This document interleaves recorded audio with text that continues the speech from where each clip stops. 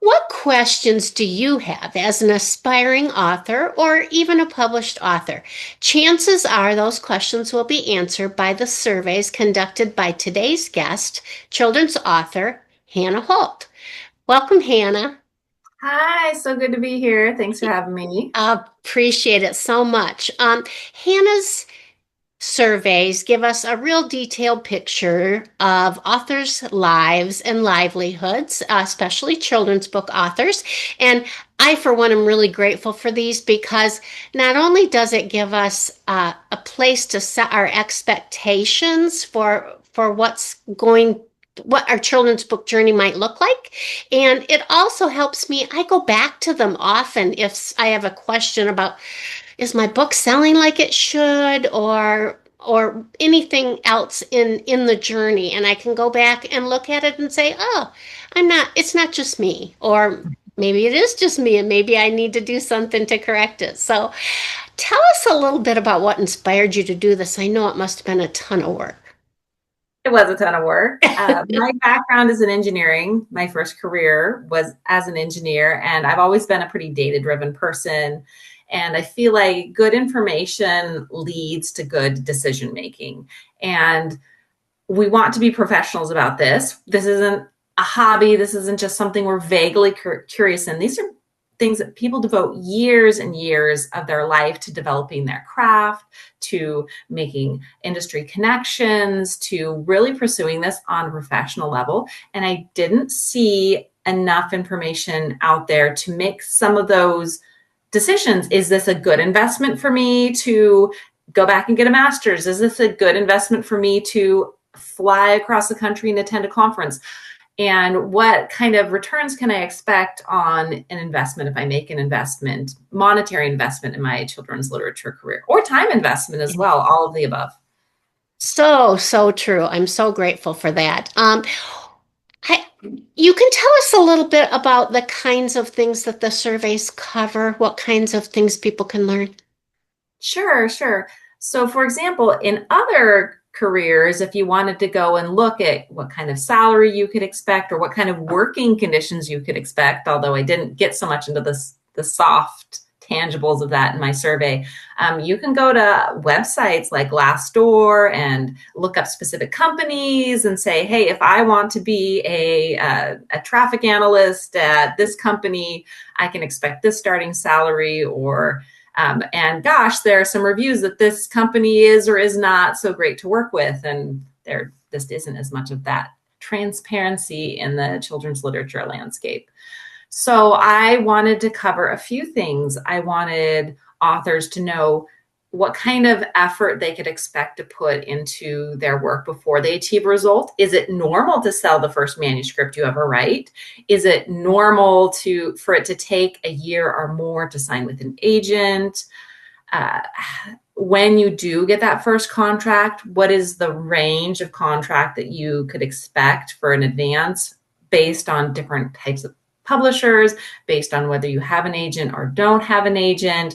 I really wanted to get into some of the granularity of that so that we're comparing two things that are similar and not, oh, this large publisher is going to give a different kind of experience than a small publisher. And not just that the experience with a large publisher is going to be good, but there's going to be plus and minuses to different types of publishers depending on what story you're writing, what market you see it fitting in, all of those things. I couldn't answer every question, but I tried to answer a lot.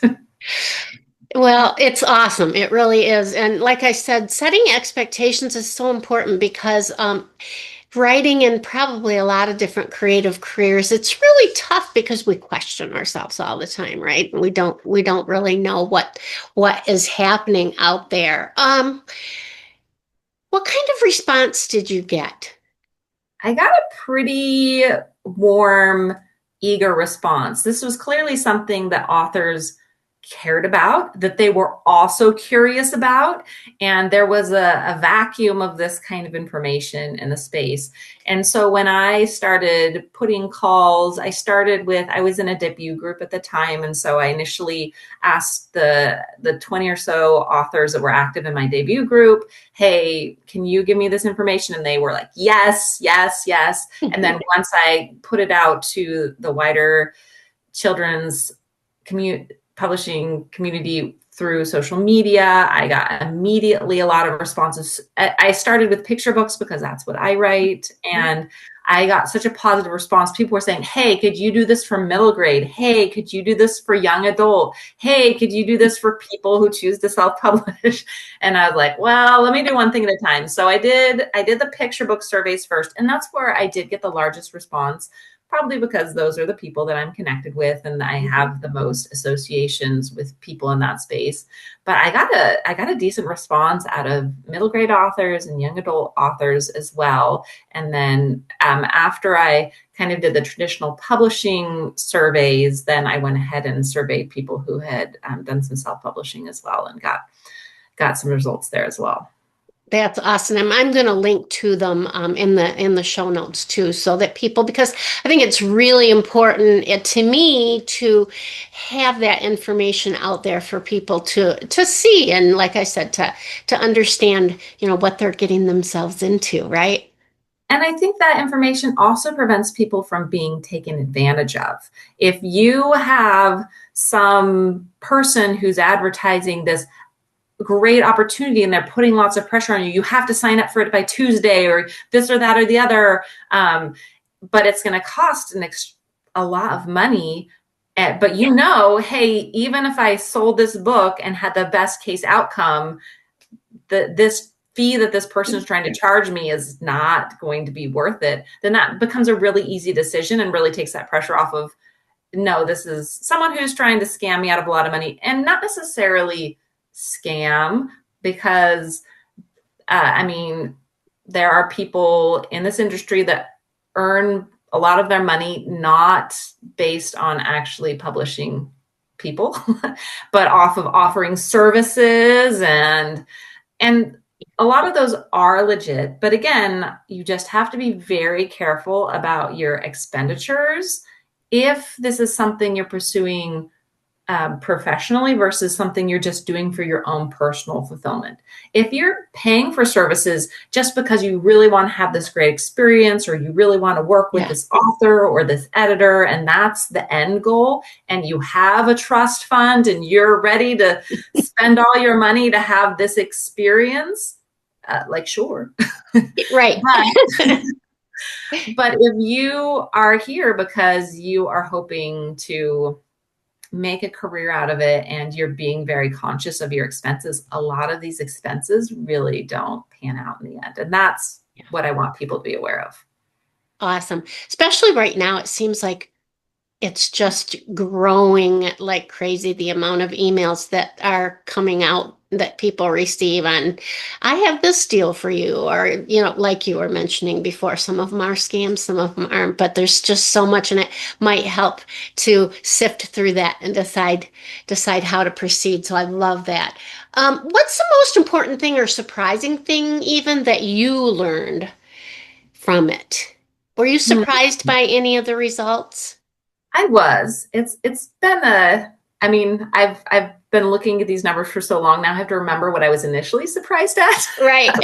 I think I was potentially surprised by how many people were working in the industry who had not sold a book in the last year. I think I maybe had this vision that once an author sold a book, that then it was going to be like the book train for them thereafter. And so it would be abnormal for an author not to have income from an advance within a year, or that they might not even be receiving royalties within a year. And that is just not the case.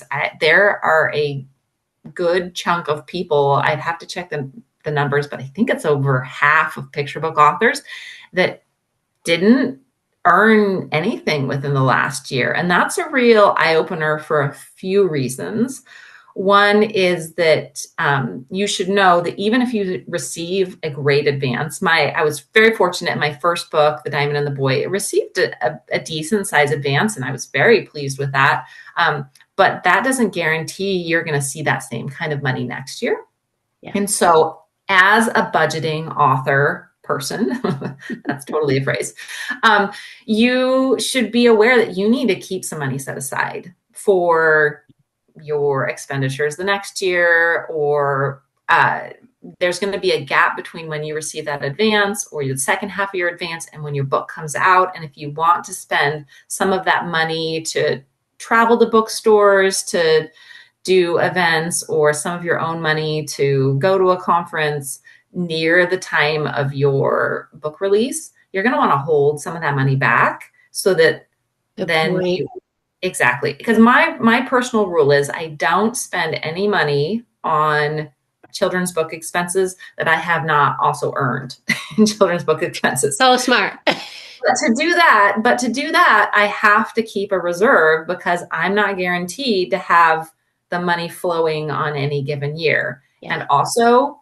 as a independent business, I have to save some money for taxes too. So all of those things need to be thought ahead, and I can't just spend everything I have today anticipating that I'm going to get it tomorrow, because in this industry, tomorrow is never guaranteed. I would so agree with that point that surprised you, because I expected once you get one, like you said, oh, every year I'm going to have another book, right? And but now being able to go back and look at your statistics helps me to realize, okay, maybe it's not just me, it's we're all in this together, and a lot of people have had the same experience. So it really is helpful. Let's see. Anything else that you think is important for folks to know or to look at when they go and look at the at your statistics? They should also know that this is not a scientific study. I didn't Mm-hmm. pool everyone in the children's book industry. I feel like I got a pretty good sample size. It's probably representative of what you can expect out there, but it's incomplete. I am not friends, for example, with John Klassen, who's fantastic, but his Yeah. data is Yeah. also not in the results. But I'm also not friends with every single author who is just trying to break into the market either. And so, so there could definitely be holes. Use this as information, which is more information than you had, but just because the numbers look like you couldn't be, it's difficult to be and very lucrative. You could be that exception, or Right. but maybe don't count on it.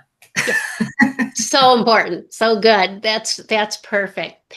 Well, let's look at you and your career and what you have going on, and tell us about your books. Great. So I have 3 books that are out right now. I have The Diamond and the Boy, which is my debut picture book. It's a biography of H. Tracy Hall, and he was the inventor of the machine that makes man-made diamonds. And that was a joy to work on because he's my grandfather, and I got to go through his old journals and How really cool. get to know him in a way that I wasn't able to get to know him because he developed Alzheimer's. So he was this brilliant scientist, but by the time I was ready and mature enough to write a book about him, he had declined significantly. And I would take my 2-year-old son and they would do like chunky puzzles together because it's the phase, the cycle of life, right? And it was really special to get him to know him when he was in his prime, because he left all these writings behind for me to use as primary sources. So Oh, that how was cool is that? that was a very special project for me, The Diamond and the Boy. And then my next book, A Father's Love, was a book that I wrote while I was expecting twins. And I noticed that there were lots of mommy books out there, and I really wanted to have a book that celebrated fathers. And so I wrote and I researched animal dads who were exemplary fathers. And that was a cool process to research those as well. And probably one of the highlights or maybe the highlight of my career is that book was selected by the Dolly Parton Imagination Library. So cool. So I think it's most authors' dream, money aside, to just be read by lots of children and have that positive, hopefully positive influence Mhm. in their lives. And that was an absolutely fantastic experience to be able to have my book distributed to so many children, especially children who might not be able to afford books on their own. So that was really special. And then my most recent book that came out, A History of Underwear with Professor Chicken, such a blast to write. I So mean, funny. it was it was hilarious to be able to send emails back and forth with my editor, underwear revisions incoming. I will say I had really weird Google ads for like a year after that because I spent so much time researching underwear. I had a digital footprint that was kind of weird. I think all authors maybe experienced that at some point. Like, no, I'm interested in this academically. I'm not really into underwear. Thank you very much. I love it. That is hilarious. I'm writing a book about a gassy dinosaur. So yeah, I get that. I get Yeah, that. yeah. Good luck with your Google ads. Oh, that's great. Well, you answered my question about highlights in your career. Is there anything else that has just been really special to you, or to maybe encourage those folks who are still striving to publish? Sure. I'm currently working on a middle grade book that talks about dyslexia. And I'll tell you, I don't know if this book is going to sell. Mhm. I think it's probably going to be a difficult sell, but it's a book that's near and dear to my heart. I have children who are dyslexic. We've had reading struggles in our family, even though I'm an author. And in fact, some of the struggle was because my children's teachers knew I was an author. When my children were Mhm. struggling with reading, they said, "Oh, it'll be fine because you read to them. Oh, it'll be fine because you read to them." And that is not how children learn to read. Children don't just learn to read by being read to. Anyway, and so I would say I'm writing this book. I've been spending kind of a long time on it, being really slow because it's new to me and I just care so much about it. And we've talked a lot about, make sure your time and your money counts. It's also really important to write the books that are just near and dear to your heart, So because nothing is guaranteed in this career. You only have the bandwidth to write those books that you really care about. And true. it breaks your heart sometimes when some of those books don't make it to market. I've had books that I love that didn't make it to market. But if it's a subject you really care about, or a subject that really makes you laugh, or whatever it is, it's always worth it because you were invested in something that brings meaning to you and your family's life. And it can be a transformative experience independent of the whims that are happening in the publishing world. Love it. Love it. That is wonderful. Just perfect. Well, thank you so much. I really appreciate you doing this for me. And we will talk soon. I'm going to put some links. Well, I'll get links from you to put below so that everybody can get right to those surveys. I've found them, but you might have a better link for me. So if I do. And we'll put some links to your books and some images. So thank you so much. Really Thank you appreciate for your time. having me. Uh-huh. Have a Bye. great day.